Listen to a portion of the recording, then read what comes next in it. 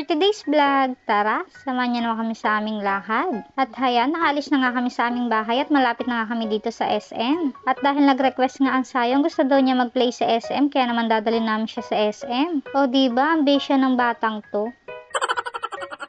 At paano mo ba naman kasi hindi pagbibigyan dahil ilang araw na nga siyang panay ang SM?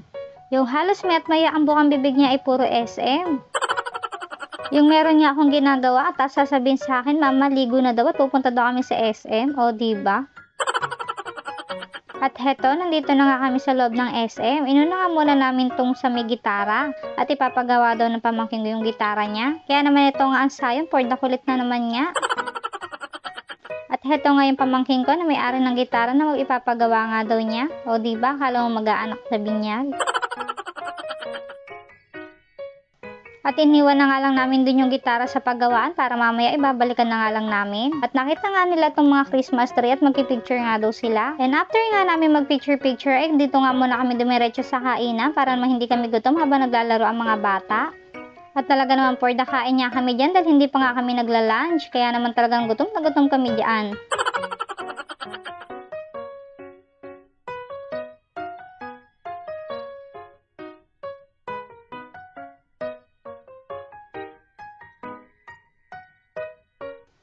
And after nga namin kumain, nandito na nga kami sa palaruan. Ang talaga namang request ni Sayon. At haya, mukha talaga siyang mag-e-enjoy dahil kasama nga niya mga pinsan niya. Ang dapat nga sana ay siya nga lang, pero mga nagsisamahan na nga sila. Kaya naman for the gastos nga din sila.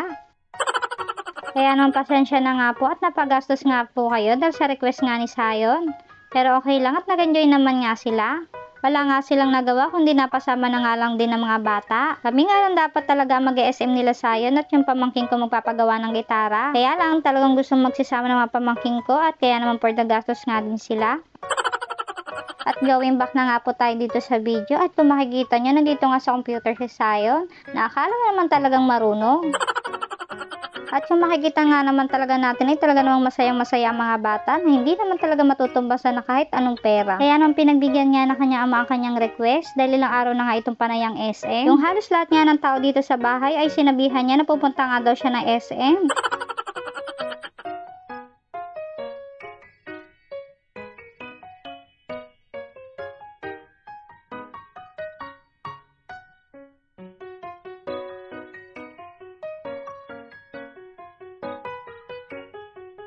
And after 1 hour nga nilang paglalaro ay pauwi na nga din kami. At bumili nga lang yung mga bata ng mga candy para may makakain sila sa sakyan.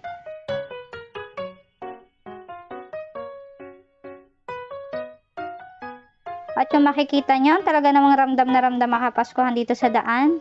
At ang gaganda nga nilang tingnan, kundi nga lang mahal, talaga namang mapapabili kami niyan. At nandito na nga kami sa may bayan ng San Rafael. Kung makikita nyo naman, talaga naman nagagandahan ang kanilang mga display ngayong Pasko.